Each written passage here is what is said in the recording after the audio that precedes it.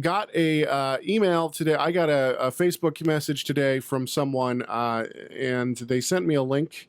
It says this person made the video. It's called "Does Ger Mean Convert?" Reply to TorahResource.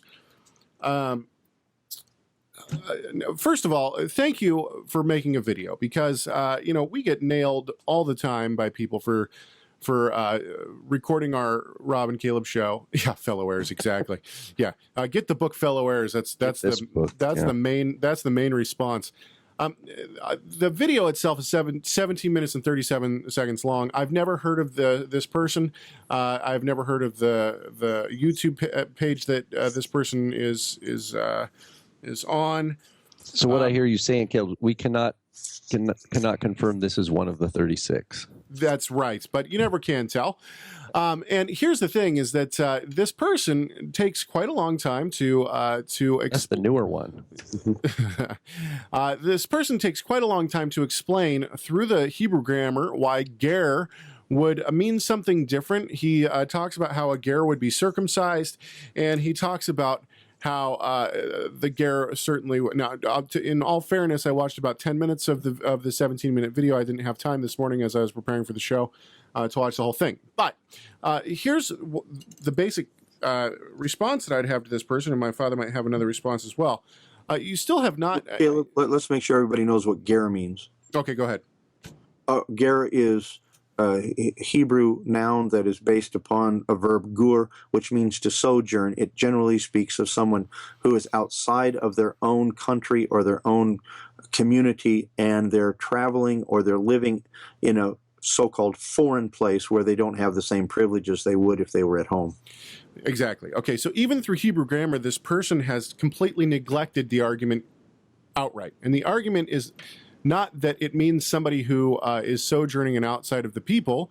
And we're not saying that a ger would not become circumcised. Circumcision is one of the commandments. We believe that a ger would keep the same commandments as the native born. This is what One Torah theology teaches. But this person has completely neglected the entire argument. Our argument is that the idea, the ritual, the so-called ritual of conversion, first of all, is found nowhere in the Tanakh. You can't find anywhere where it says, this is how you convert, or this is how you do a ritual. It was made up, and it was made up after the Maccabean period. So to say that a word from the Torah, ger, means a conversion process, that someone can become Jewish, is totally anachronistic. Mm-hmm. And from now, maybe it's in the last 17 minutes or the last 7 minutes that this person responded, but once again, you would have to bring the proof that that we had some kind of a conversion process before the Maccabean period, which I don't think is possible, because there simply was not one. Moses was not thinking that someone would come in and do a ritual of conversion to become part of Israel. That's simply not the case. Would a ger become circumcised? Of course, it was a Torah command. But that's not the argument. The argument is that there was no ritual of conversion. Anyone have anything else to add to that? Well, I think it's pretty well documented that, if you study it out, that the word proselytos in the Greek, which oftentimes translates ger, the Septuagint oftentimes uses either that or perokos, those two, but primarily proselytos translates the word ger, and you can see in the Septuagint that proselytos, this Greek word, is becoming more and more a technical word with a religious connotation, okay? And the reason is because it is used most often when, and not always, but most often, when the later rabbis, or shall we say even the emerging Jewish theology of the Pharisees following the time of the Maccabees, when they were trying to make a clear distinction between the native born and the proselyte, in other words, the convert. They wanted to make the convert because they wanted to strengthen their numbers, but they also wanted to keep a clear distinction. Okay, so And there are good scholars who would say that this is seems to be a movement in the Septuagint. Now, let's just say that the Septuagint is finished sometime in the 1st century BCE.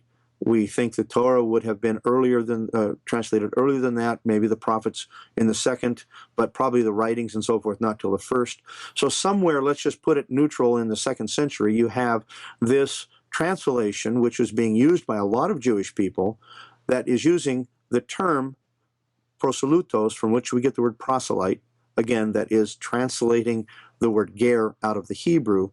They're using that now in more of a technical religious kind of a point of view. However, recently, well, let's say within the last, I don't know exactly, I don't remember the date when it was found. They found a papyrus in Egypt, northern Egypt, an Egyptian papyrus. It's dated, and there's not much debate on this. It's dated to the 3rd century BCE. And it uses the Greek word proselytos, but it has nothing to do at all with a religious connotation. There's nothing on this scrap of papyrus that has anything to do with religion, and really what it's talking about is some foreign workers that are causing a commotion, apparently with regard to their wages or something to that effect. So here we have a papyrus at the same time that the term was beginning to gain a religious connotation. We have it being used outside of a religious circle to simply mean foreigners. It has nothing to do with religion. What does that tell you? To me, it tells me that if, and this, I hate to say it, but this is something that some of the ministries and the larger ministries in the Messianic movement came out saying, that we should understand the Septuagint to be interpreting this Greek word proselytos, or proselyte. We should understand the Septuagint to be giving meaning to that word as it's found in the New Testament or the Apostolic Scriptures. Well, that's a stretch, okay? What really is a stretch is to think that this term, this Greek term that doesn't come to any religious connotation until maybe the 2nd century BCE, should be retrofitted, anachronistically put back onto the Hebrew of the Torah, okay? That would be like saying there was a special ritual in the time of Moses for people who wanted to join the First Baptist Church.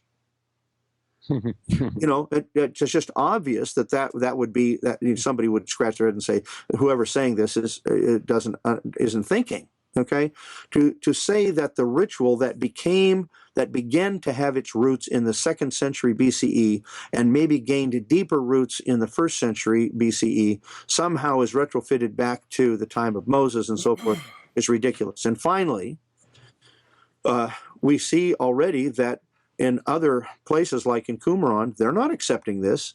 Qumran's not accepting converts. And Rob, you've shown, I think, fairly well that in Acts 15 we have a number of different Jewish sects that are vying for what should we do, vying for their position in terms of what should we do with the Gentiles. So even in the 1st century of the Common Era, you don't have a widely accepted, like a monolithic. Everyone agrees this is how you become a convert. It just didn't happen that way, and all of the evidence points contrary to anyone who would read ger in the Torah and read it as convert. Final statement. The same term ger, and in fact, if I remember correctly, the same word proselytos in the Septuagint is in the text where it says to Israel, "You shall be gentle and careful and loving to the stranger in your midst, because you were strangers in Egypt." It's the same word ger. In the Stone Chumash, they say, be careful to the converts, to the proselytes that are in your midst. And then they translate it, because you were strangers in Egypt. Why don't they say you were proselytes in Egypt? It's the same word, the same text and everything, showing us that there's absolutely no way that you can anachronistically in any way put convert back into the Torah.